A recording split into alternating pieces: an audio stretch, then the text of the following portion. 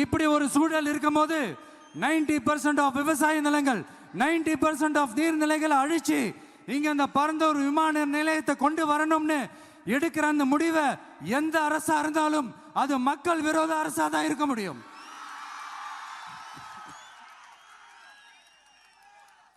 இப்ப சமீபத்தில் நம்ம அரிட்டாப்பட்டி பகுதியில் அந்த டங்ஸ்டன் சுரங்கம் அமைக்கிறதை எதிர்த்து தமிழ்நாடு அரசு ஒரு தீர்மானம் ஒன்று கொண்டு வந்தாங்க.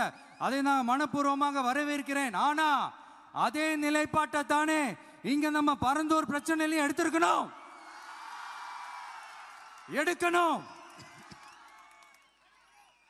எப்படி அரிட்டாப்பட்டி பகுதி மக்கள் நம்ம மக்களோ அதே மாதிரி தானே பரந்தூர் மக்களும் நம்ம மக்கள்.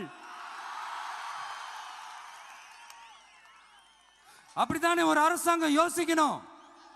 ஆனா அப்படி செய்யலையே. ஏன் செய்யல?